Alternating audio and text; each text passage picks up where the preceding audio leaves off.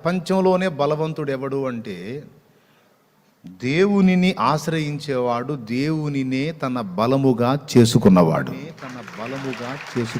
ప్రపంచంలోనే బలవంతుడు వాడు. దేవుణ్ణే నా బలంగా చేసుకుంటే నాకన్నా బలవంతుడు ఇంకొకళ్ళు లేడు. ఏందిరా నీ బలం, ఏందిరా నీ దమ్ము, ఏందిరా అసలు నీ వ్యవహారం అంటే చెప్పాల. దేవుడురా,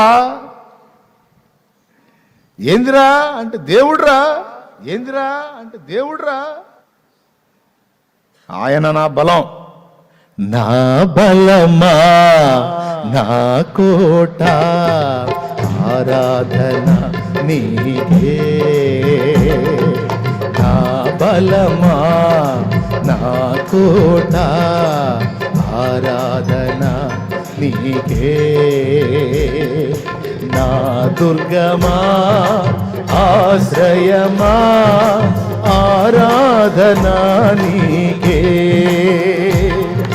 నా దుర్గమా, ఆశ్రయమా, ఆరాధనా నీకే.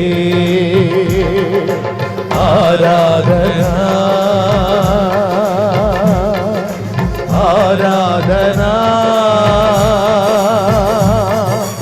అబ్బా తండ్రి నీకేరయ్యా.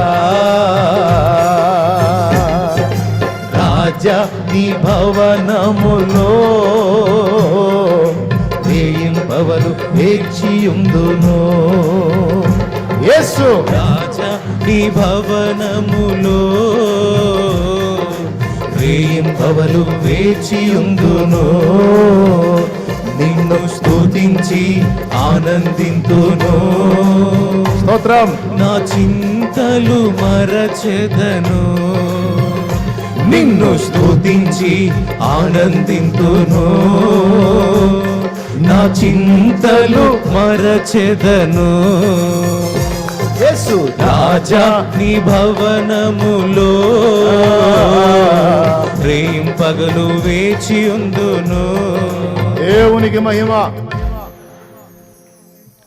దేవునిని తనకు బలముగా చేసుకున్నవాడు సింహాల కంటే బలం గల్లోడు,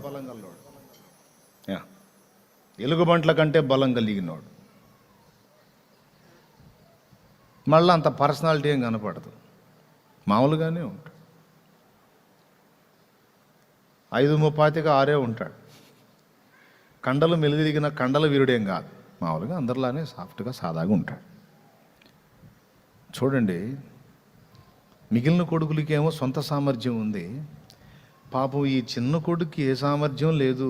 యెషై ముద్దు కొడుకు. ఏమండి, యెషై ముద్దుల కొడుకు దావీదు.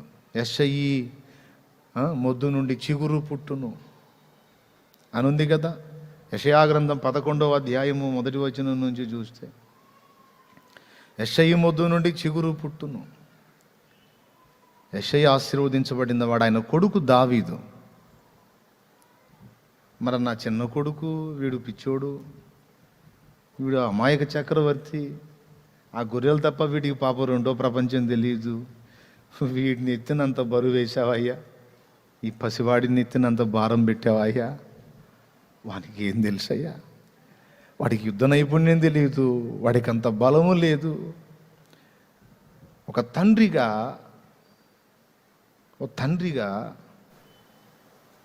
యెషై బాధపడి ఉండాలి నా అంచనా ప్రకారం. ఎందుకు?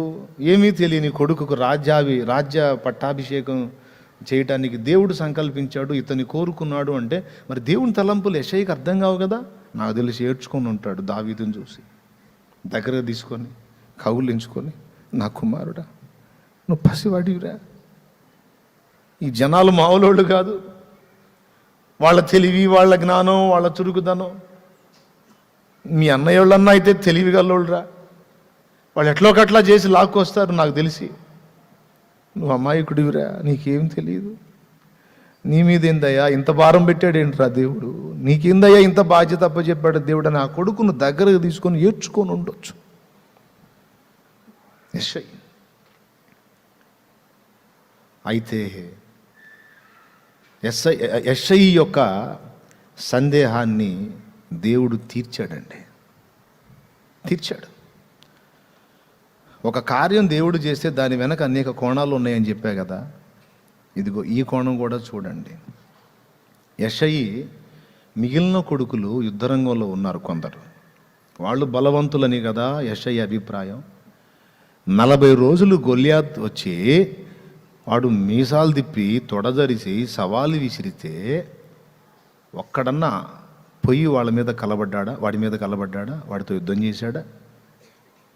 ఏది తెలివిగల్ల కొడుకులు, బలవంతులైన కొడుకులు, సామర్థ్యం గల్ల కొడుకులు అన్న కొడుకులు ఒకడన్నా చేశాడా?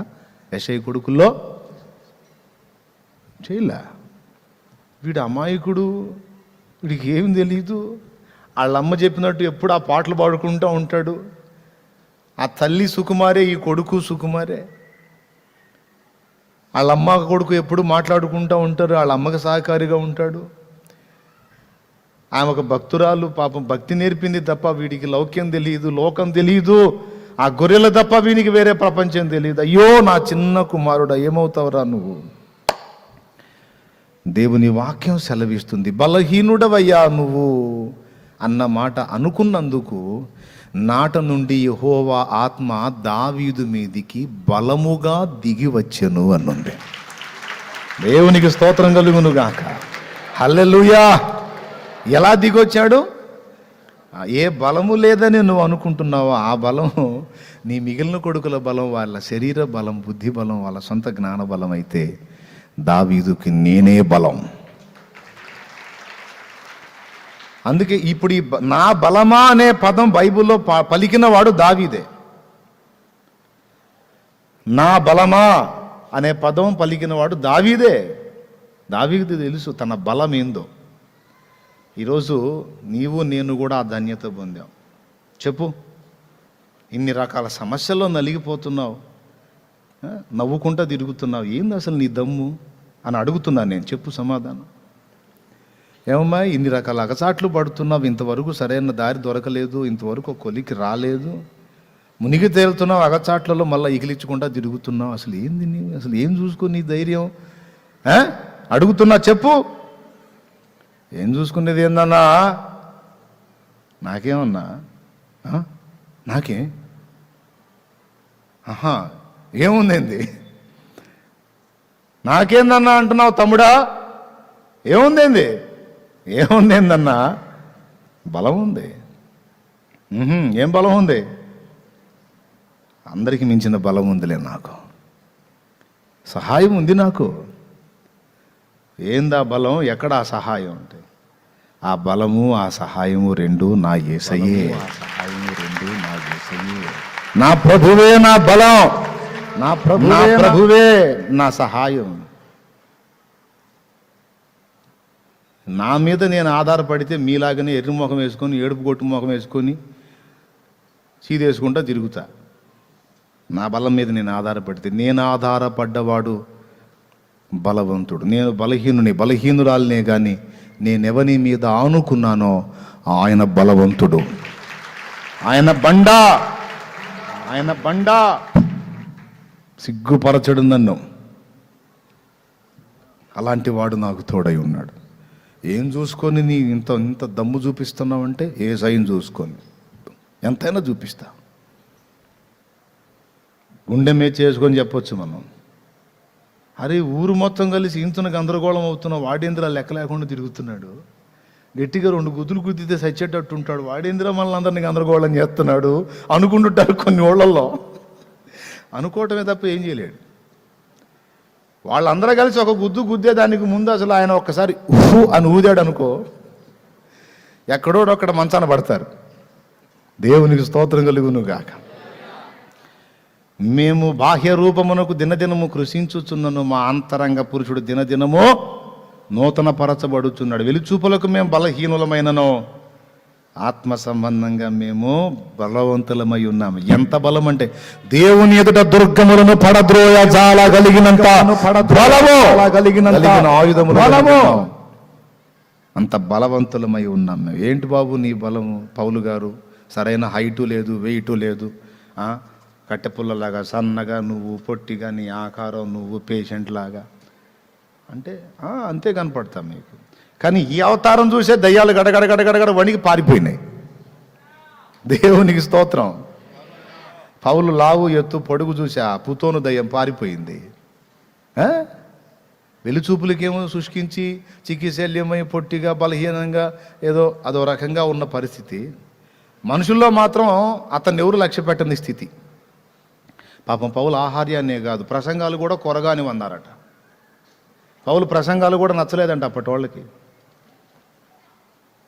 కానీ ఎంత బలం, ఎంత అభిషేకం. దయ్యము బట్టి సోది చెప్పుట చేత యజమానులకు లాభం సంపాదించే అమ్మాయికి పట్టిన దురాత్మను, ఏయ్ అపవిత్రాత్మ యేసు నామములో ఆజ్ఞాపిస్తున్నాను, ఆ బిడ్డను వదిలిపో. ఒక్కటే మాట. ఇక ఆమె చుట్టూ తిరిగి భజన చేసింది లేదు, స్తోత్రం స్తోత్రం అని బాధింది లేదు. దేవునికి స్తోత్రం. హల్లెలూయా. కొంతమంది ఏం కొట్టినా కొడుతున్నారు. యేసు రక్తమే జై అంటాం, పెటామని కొట్టడం. అర్థం? యేసు రక్తమే జై అంటాం, పెటామని కొట్టడం, జుట్టు పట్టుకోవటం. పాపం మొన్న ఒక సోదరుని తీసుకొచ్చారు. నేను దగ్గరికి వెళ్తున్నా ప్రార్థన చేయడానికి. వెనక్కి వెళ్తుంది, కడకడగడ వణుకుతా వెనక్కి వెళ్తుంది. అంటే అంతకుముందు ఎక్కడో చేశారంట, జుట్టు ఏం బీగిన సగం ఊడిపోయిందండి. అవసరం లేదు. ఆత్మయందు దేవుని బలం ఉంటే ఒక మాట సెలవిస్తే చాలు, దయ్యానికి అర్థమైపోయింది, వెళ్ళిపోయింది. ఉపవాస ప్రార్థనా శక్తి ఇంకా ఉంటే మొండి దయ్యాలు కూడా పోతాయి. యేసయ్యే చెప్పాడు, ఉపవాస ప్రార్థనా శక్తి పొందుకొని ఉంటే ఎంత మొండి దయ్యాలు కూడా ఒక ఆజ్ఞతో వెళ్ళిపోతాయి. ఆల్రెడీ పౌలుకు ఉండనే ఉంది ఆ శక్తి. ఆ ఉపవాసాలతో జాగరణాలు చేసి చిక్కి శల్యమైపోయాడు. లేకపోతే రోజుకు 3 సార్లు 4 సార్లు తింటే ఆయన కూడా పిప్పళ్ళ బస్తాలా తయారయ్యేవాడు. ఏముంది, శరీరం ఏముంది, బాగా మేపితేనే లావైపోద్ది, ఎండగడితేనే సన్నగైపోయింది. బాహ్య రూపమునకు బలహీనుడుగా కనపడుతున్నప్పటికీ దావీదు మీద దేవుడు బలమై దిగొచ్చాడు. ఆ యుద్ధ రంగంలోకి అంతమంది కొడుకులు వెళ్ళి కూడా అసమర్థులుగా దద్దమ్మలుగా 40 రోజుల మూలన కూర్చుంటే అదే యెషయిని ప్రేరేపించాడు. నా చిన్న కొడుకు చేతగానోడు, వాడిని ఎత్తిన బరువు వేశావు నువ్వు, వాడు ఏం పనికి వస్తాడు, వాడి దగ్గర ఏం సామర్థ్యం ఉంది అని ఏడ్చావుగా యెషయి, పో ఇప్పుడు పంపు, నీ చిన్న కొడుకును పంపు అంటే దావీదు అన్నాడు. ఏమిటి తండ్రి అంటే, మీ అన్నయ్య వాళ్ళు యుద్ధానికి పోయారా, ఈ రోజు కాదు 40 రోజులు అయింది పోయి. అది యుద్ధం జరిగిందా, ఆగిపోయిందా? జరిగితేనేమో అటో ఇటో తేలిపోయేది, ఆగిపోతే ఇంటికి వచ్చేవాళ్ళు. అసలు ఏమీ తేలలేదు, ఇన్ని రోజులు యుద్ధమైందిరే. ఒక అడుగు పోయి అసలు అక్కడ ఏం జరుగుతుందో కనుక్కొని రా నాయన, ఈ ఆహార పదార్థాలు అన్నయ్య వాళ్ళకి ఇచ్చి వాళ్ళ బాగోగులు పరామర్శించి రమ్మంటే, ఆ చెప్పింది ఎవరు బలహీనుడైన కొడుకని దుఃఖపడ్డాడో, ఈ కొడుకు మీద ఇంత బరువు ఎందుకు మోపావని ఏడ్చుకున్నాడో ఆ తండ్రే ఈ కొడుకును పంపిస్తే, ఈ కొడుకు వెళ్ళి ఏం చేశాడో మీకు తెలుసు. తన దృష్టిలో బలవంతులు అనుకున్న కొడుకులు చేయలేని పని, వీడు పిల్లోడు కదా, చిన్నోడు కదా, చేతగానోడు కదా, చావలేనోడు కదా, బుడ్డోడు కదా అనుకున్న ఇతని ద్వారా ఇశ్రాయేలు మొత్తానికి విజయం తెప్పించి యెషయికి సాక్ష్యం ఇచ్చాడు. యెషయే, నువ్వేమన్నావు, నా చిన్న కొడుకు మీద ఇంత బరువు మోపావన్నావు. ఒట్టి పాత్రే అడ్డం పెట్టింది నేను. దావీదు నాకిష్టుడు, నీకన్నా తెలివైనోడు. దావీదుకు ఒకటి తెలుసు, నీకు తెలియంది తెలుసు దావీదుకి. ఏంటో తెలుసా? నీకేమో మానవ సామర్థ్యం మీద నమ్మకం, దావీదుకి నా మీద నమ్మకం. నీ కొడుకు బల రహస్యమంతా అక్కడే ఉంది. ఏమిటి అంటే, నీ కొడుకుకు నేనంటే ఎంతో ఇష్టం, ప్రేమ, అభిమానం, పిచ్చి, విశ్వాసం. అందుకే నీ కొడుకు, నీ చిన్న కొడుకు అంటే నాకు ఇష్టం. హల్లెలూయా, హల్లెలూయా. అంతే చాలు నాకు అది. ఇక ఆయన ఎంతలా ఉన్నాడు, ఎంత పడుకున్నాడు కాదు, వాడెంతటి బలహీనుడైనా నేను నా బలము నింపి వాడుకుంటాను అని గొలియాతు వధ ద్వారా యెషయికి పాఠం నేర్పి, సమూయేలుకు పాఠం నేర్పి, సౌలుకు కూడా పాఠం నేర్పాడు. 3 పాఠాలు ముగ్గురికి నేర్పాడు. ఈరోజు 4వ పాఠంగా మనకి నేర్పుతున్నాడు. మా బంధువులు చాలామంది ఉన్నారండి, మనకి ఏదన్నా తేడా వస్తే మొత్తం వచ్చి పడతారండి అంటారు. బంధు బలగాన్ని చూసుకొని కొంతమంది అతిశయపడతారు. నువ్వు వాళ్ళకు అనుకూలంగా ఉన్నంత వరకు అందరూ వస్తారు. కొద్దిగా ఏ చిన్న తేడా వచ్చినా అడ్రస్ లేకుండా పోతారు. ఓకే, కాబట్టి వాళ్ళని నమ్మలేం. అది బుస్సే ఎంతమంది ఉన్నా. ఇక డబ్బు, కొంతమంది పైసలు మంచిగా పైసలు సంపాదించుకొని ఉంటారు. పైసలు ఎంత ఉన్నా అన్నిటికీ పైసలు పనికిరావు. అర్థమైంది? అన్నిటికీ పైసలు పనికి వస్తాయా? పనికిరావు. పోనీ వచ్చిన పైసలు స్థిరంగా ఉంటాయా? చెప్పలేము. సో అవి నమ్మదగినవి కాదు. ధనబలం కూడా క్షేమకరం కాదు, జనబలం క్షేమకరం కాదు. ఇకపోతే కండల బలం అంటే మనం ఎప్పుడు చెప్పుకునే జోకే, అవునా? ఎప్పుడు చెప్పుకునే జోకే. 3 వాంతులు, ఇక ఎంత కండల వీరుడైనా గ్లూకోజ్ బాటిల్ పెట్టించుకోవాల్సింది. దేవునికి స్తోత్రం. అంటే కండబలం కూడా పనికిరాదు. మరి ఏ బలం మనకి స్థిరం, ఏ బలం క్షేమం, ఏ బలం శాశ్వతం, ఏ బలం మనకి ప్రాముఖ్యం? దేవుణ్ణే తమకు బలముగా చేసుకున్న వారు ఎంత ధన్యులు. వారండి దావీదులు, అభినవ దావీదులు వారే. ఇది పాఠం. భక్తులను చూసి నేర్చుకోవలసిన పాఠాలలో మొట్టమొదటిది వారి అంతరంగ స్థితిలో, ఆంతర్యంలో వారు ఎవరి పట్ల స్థిర విశ్వాసం కలిగి ఉన్నారు, ఎవరిని తమకు బలంగా ఆధారంగా చేసుకున్నారు. ఈరోజు ఇంత పని జరుగుతుంది. నాకున్న జ్ఞానం ఏందో నాకు తెలుసు. హలో, ఏదైనా ఓపెన్గా చెప్తా, నేను ముసుకేయను. నాకున్న బలం ఏంటో నాకు తెలుసు. నాకున్న జ్ఞానం, నాకున్న తెలివితేటలు, నాకున్న అనుకూలతలు అన్నీ నాకు తెలుసు. ఒక బలమైన పని చేయడానికి అవి పనికి రావని కూడా తెలుసు నాకు. కానీ సేవకు వచ్చిన ఆ రోజు నుంచి ఈ రోజు దాకా నేను ఆధారపడింది, ఆనుకున్నది, ఆధారం చేసుకుంది ఆయననే. ఆయన బలాన్ని, ఆయన మీద నమ్మకం నాకు, ఆయన మీద విశ్వాసం. ఎంత నమ్మకం నీకు దేవుని మీద అంటే ఎంతైనా నమ్ముతా నేను. భక్త సింగ్ గారితో ఒక నాస్తికుడు అన్నాడట, మరీ మీ బైబిల్ ఒట్టి కహానీలండి. తిమింగలం అంట యోనాను మింగిందంట, కడుపులో దాచిపెట్టి 3 రోజుల తర్వాత కక్కిందంట. ఎవరికి చెబుతారండి మీ కహానీలు అన్నాడు. తిమింగలం అంటే పెద్దది. సముద్రంలో చేపంత చిన్నది లేదు, చేపంత పెద్దది లేదు అంటారు. తిమింగలం అంటే చాలా పెద్దది. భక్త సింగ్ గారు అతను ఆ మాట అనగానే ఏమాత్రం తడుముకోకుండా, ఏమండోయ్, తిమింగలం యోనాను మింగింది అంటే మీకు వింతగా ఉంది, కానీ నేను నమ్ముతానండి. ఏమన్నా తెలుసా, యోనాను తిమింగలం మింగిందంటే కాదు, అంత పెద్ద తిమింగలాన్ని యోనా మింగాడన్నా కూడా నేను నమ్ముతా. దేవుడు చెబితే, నా దేవుడు చెబితే అంత పెద్ద తిమింగలాన్ని యోనా తన చిన్న నోటితో మింగేశాడన్నా కూడా నమ్ముతా. ఎందుకంటే నీకు అసాధ్యమేమో, నా దేవునికి సమస్తము సాధ్యమే. హల్లెలూయా. చెప్పాలి మనం, ఏంటి నీ బలం అంటే? నా బలము, పాడండి. అదే పాడతారా? ఓరి ఈ బలం మీద మస్తు పాటలు ఉన్నాయి. నా బలమయ్యున్న దేవా, నా బలమయ్యున్న దేవా, నా హృదయంతటితో నిన్ను నేనెంతో, నా హృదయంతటితో నిన్ను నేనెంతో నిరతము సేవింతు దేవా, మది నిన్ను పూజింతు దేవా, నా బలమయ్యున్న దేవా, నా బలమయ్యున్న దేవా. జయము జయము హో జయము. యెషయి చిన్న కుమారుడైన దావీదు యుద్ధమందు జయించాడహో, ఫిలిస్తీయులను అధిగమించాడహో, ఇశ్రాయేలుకు జయం తెచ్చాడహో.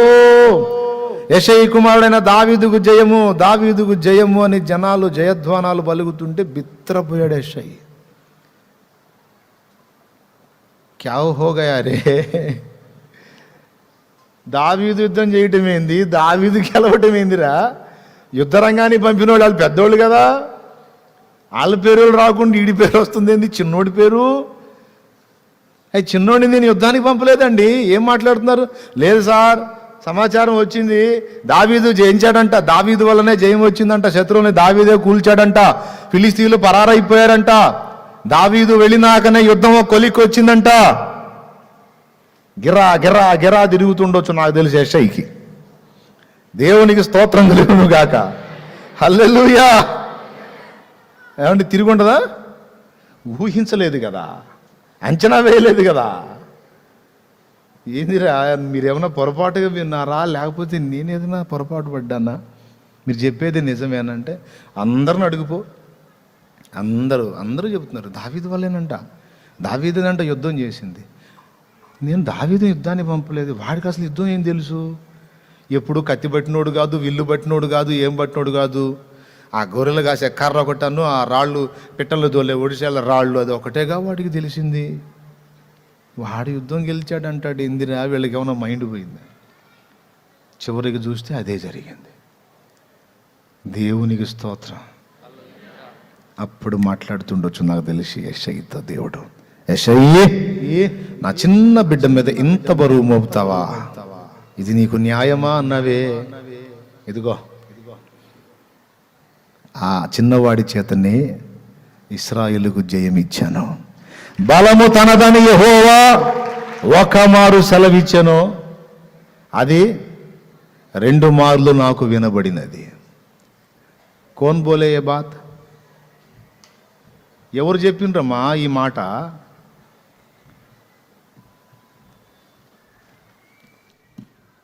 ఎవరో ఒకళ్ళు చెప్పారులే అన్న, ఎందుకన్నా ఇప్పుడు మనకి ఎవరు చెబితే ఎందుకు? చెబుతున్నావుగా, చూడండి ఆ మాట ఎవరు చెప్పారో చూపిద్దాం. హల్లెలూయా, హల్లెలూయా. రామ్మ, బలం రామ్మ, దేవునికి మహిమ. కీర్తనల గ్రంథంలో బలము తనదని యెహోవా ఒక మారు నాకు సెలవిచ్చాను, 2 మారులు అది నాకు. చూడు 62వ కీర్తన 11వ వచనము. ఇది రాసిన వాడెవరో చూడు పైన.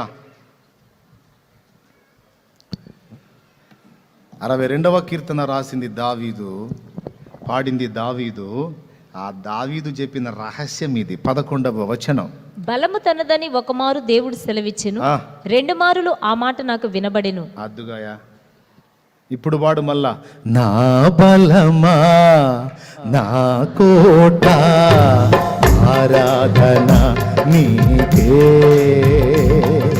నా బలమా, నా కోట, ఆరాధన నీకే, నా దుర్గమా, ఆశ్రయమా, ఆరాధన నీకే, నా దుర్గమా, ఆశ్రయమా, ఆరాధన నీకే, ఆరాధన, ఆరాధన. అబ్బా తండ్రి నీకేనయ్యా, రాజా నీ భవనములో వేయింపవలు వేచియుందును. యేసు రాజా నీ భవనములో వేయింపవలు వేచియుందును. హల్లెలూయా. నింద పాలు చేశారా? అందరి ముందు పరువు తీశారా? అవమానంగా మాట్లాడుతున్నారా? నవ్వుకో, నవ్వుకో. నీ నవ్వు చూసి మెంటలెక్కాల వాళ్ళకి. మరి నువ్వు ఏడవాలని కదా వాళ్ళంత అవమానం చేసింది. వాస్తవంగా నువ్వు ఏడుస్తావని వాళ్ళు అంచనా వేసుకుంటారు. నువ్వేమో పగలబడి నవ్వుకొని తిరుగుతూ ఉంటావు. వాళ్ళకి మెంటలెక్కపోతే అప్పుడు ఎవడన్నా తపనోడు ఉంటే అడుగుతాడు కూడా ఏంది ఇంత అవమానం జరిగింది, ఎట్ట నవ్వుతున్నావు నువ్వు అంటే, జరిగితే ఈ అవమానం నాకు ఆశీర్వాదంగా మార్చే బలవంతుడైన దేవుడు నాకున్నాడు. నాకు జరిగిన అవమానమునకు ప్రతిగా నాకు పూదండ దయచేస్తాడు. నన్ను అవమానపరిచిన వారికి బాజా మోగిస్తాడు. నన్ను కదిలించుకొని అనవసరంగా ఆయన చేతిలో పడ్డారు వాళ్ళు. అనాల దేవునికి స్తోత్రం, హల్లెలూయా. ఏమనాలి? నా జోలికి రాకుండా వాడికి గొడవ ఉండేది కాదు. ఇప్పుడు నాతో వాడు కయ్యం పెట్టుకొని వాడు దేవునికి శత్రువు అయిపోయాడు.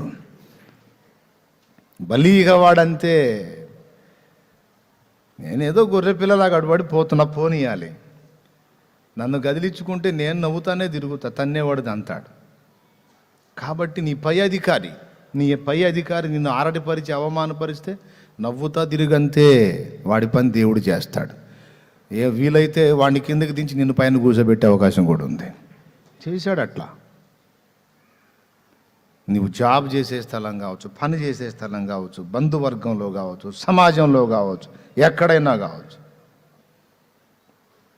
తృణీకారం పొందిన వేళ దేవుణ్ణి తనకు బలంగా చేసుకున్నవాడు కృంగిపోడు. నాకు అవమానము కలిగేనే అని ఏడవడం. మరేం చేస్తాడు? నవ్వుతా తిరుగుతాడు. నాకు వ్యతిరేకంగా మాట్లాడిన వాళ్ళ సంగతి దేవుడే చూసుకుంటాడు. ఇంకా భయపడాలి వాళ్ళకి ఎంత డేంజర్ కాబోతుందో అని. ఎందుకంటే నువ్వు వదిలినా దేవుడు వదలడు వాళ్ళని. మోషేని తిరస్కరించినటువంటి అహరోను మిర్యాముల్ని మోషే వదిలేశాడు, కానీ దేవుడు పట్టుకొని పనిష్మెంట్ కూడా ఇచ్చాడు. అంత డేంజర్ అన్నమాట. మనం వదులుతాం, ఆయన వదలడు.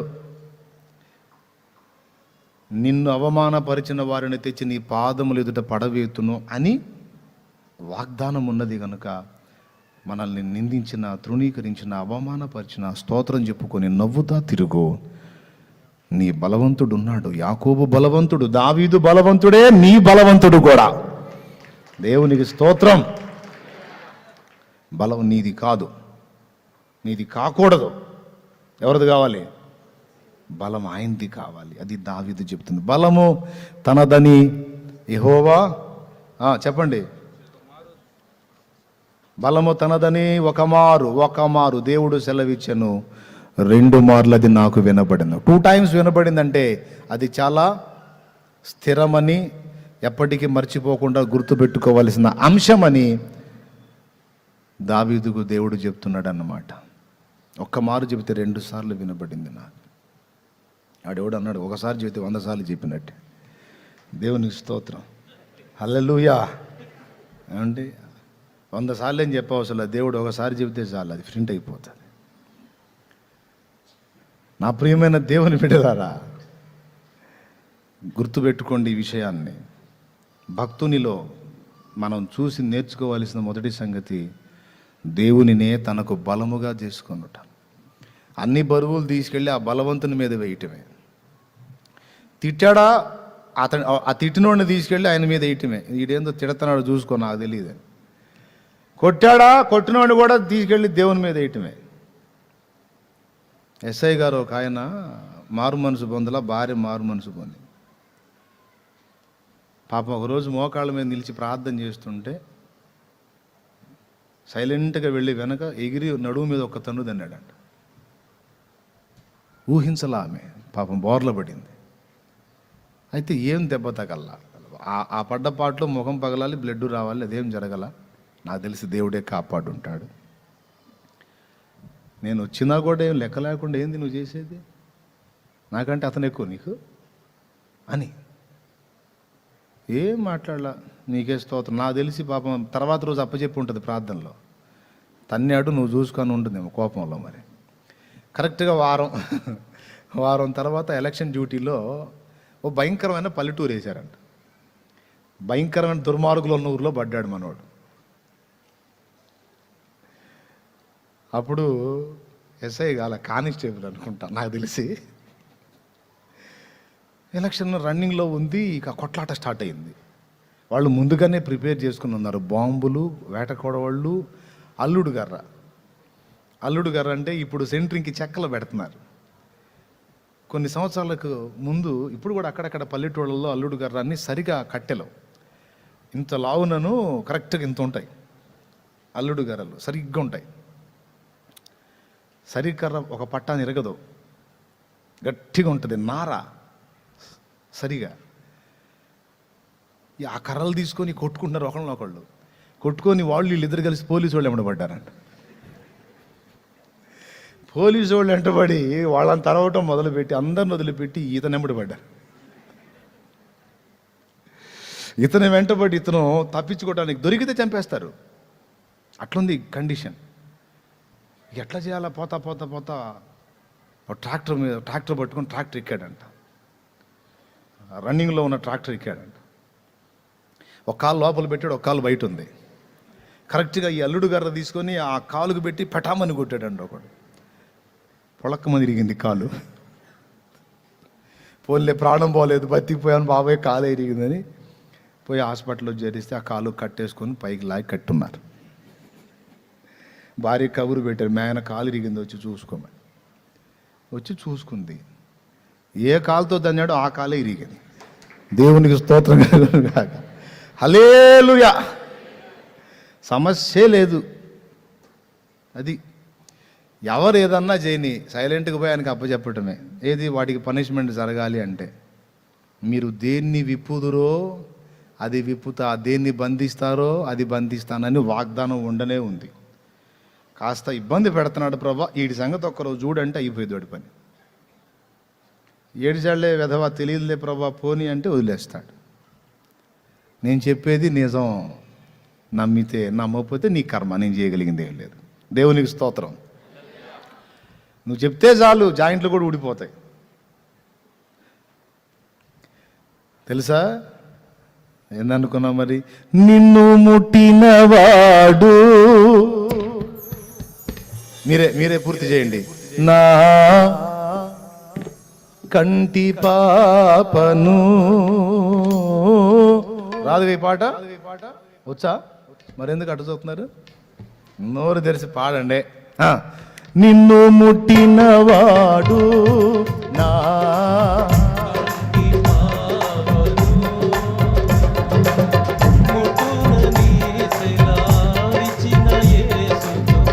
నాకెంతో ఆనందమే, నాకెంతో ఆనందమే. కృపలను అలంచుచు, కృపలను అలంచుచు ఆయుష్కాలమంతా కృతజ్ఞతతో స్తుతింతు. ఆయుష్కాలమంతా ప్రభుని కృతజ్ఞతతో స్తుతింతు. హల్లెలూయా ఆమేన్. నాకెంతో ఆనందమే. హల్లెలూయా ఆమేన్. నాకెంతో ఆనందమే. సియోన్ నివాసము నాకెంతో ఆనందం, ఆనందమానందమే. ఆమేన్. ఆనందమానందమే. సియోన్ నివాసం నాకెంతో ఆనందం, ఆనందమానందమే. ఆమేన్. ఆనందమానందమే. హల్లెలూయా. ఏ మనుషునితో అనొద్దు, అయ్యా నిన్నే నమ్ముకున్నానయ్యా నువ్వే మరి ఏం చేస్తావో అని అనవాకు. ఏ మనుషునితో అనొద్దు, నువ్వే నీ మీదే అంతా ఏం చేస్తావో అనొద్దు, ఖచ్చితంగా మునుగుతావు. అసలు ఎవరితో అనొద్దు అన్నమాట. మోకాళ్ళుని యేసయ్యతోను, నిన్నే నమ్మి ఉన్నాను ప్రభువా, నీ మీదే అనుకున్నా, నువ్వే ఏం చేస్తావు అని. తప్పకుండా దేవుడే నీకు సహాయకుడు. Okay right. భక్తునిలో ఏం నేర్చుకుందాం? దేవుని మీద ఆధారపడి దేవునినే తన బలముగా చేసుకొని ప్రతి విషయమునకు దేవునినే కదిలించుట అనేది నేర్చుకోవాలి. కోటి వరహాలకు పైచిలుగు చేసే మాట ఇంకేం కావాలి? దేవునికి స్తోత్రం. ఈ సంగతి మాకు కూడా తెలిసే అంటారా? తెలిస్తే తెలిసి ఉండొచ్చులేండి. ఈ టైపులో తెలుసా? మరి దేవునికి మహిమ. యెషయికి పాఠం వచ్చిందా లేదా? ఇప్పుడు ఇక డౌట్ పడతాడా? అమ్మో, వాడి చేత అంతలా వండి కొట్టడమేంది ప్రభువా? మరి అదేగా యెషయి కోరుకొని ఎవరికి వదిలేస్తాను అనుకున్నా. పిలిచిన నేను నమ్మదగిన వాడను, ఏదో ఒక దారి చేయకుండా వదిలిపెట్టను. ఈరోజు చెప్తున్నాను, మనల్ని కూడా అంతే ప్రేమిస్తున్నాడు దేవుడు. మనల్ని కూడా పిలిచాడు, మనల్ని కూడా తన పరిశుద్ధాత్మతో అభిషేకించాడు. ఆనాడు రాజైన దావీదు ఆ గొల్యాతుల్ని కూలగొడితే ఈరోజు అభినవ దావీదులమైన మన చేత ఎన్నో ఎన్నో రకాల గొల్యాతుల్ని కూలగొడుతున్నాడు, ఇంకా కొట్టబోతున్నాడు. ఇప్పటికే చాలా జయించాడు మన చేత. ఒక ఆత్మని సైతాన్ గుప్పెట్లోంచి బయటికి తేవటం అంటే చిన్న విషయం అయ్యింది. 4 ఆత్మల్ని నువ్వు సంపాదించావంటే ఏ లెక్కలో ఉన్నావు అనుకున్నా నువ్వు? పరాక్రమశాలుల లెక్కలో ఉన్నావు. దయ్యం మీద యుద్ధం చేసి 4 ఆత్మల్ని గెలుచుకున్నావంటే మామూలు విషయం కాదు. నీవు దావీదువి. నీ బలంతో కాదు వాళ్ళని బయటికి తెచ్చింది, నువ్వు దేవుణ్ణి ఆధారం చేసుకొని తెచ్చావు. ఆయనే నీకు బలమై ఉన్నాడు. సేవలోకి నువ్వు వచ్చినా నువ్వు అనుకుంటావు నాకు సామర్థ్యం లేదు, సరుకు లేదు, వాళ్ళకి ఆ టాలెంట్ ఉంది, వీళ్ళకి ఈ టాలెంట్ ఉంది, వాళ్ళకి అంత సరుకు ఉంది, వీళ్ళకి ఇంత సరుకు. అదంతా తమరి తలకాయే, ఏమీ లేదు. దేవుని పని జరగాలి అంటే దేవుని బలమైతేనే సమర్థవంతంగా జరుగుతుంది, కానీ మానవ బలం వల్ల జరిగేది కాదు అది. Praise the Lord. అది గుర్తుపెట్టు.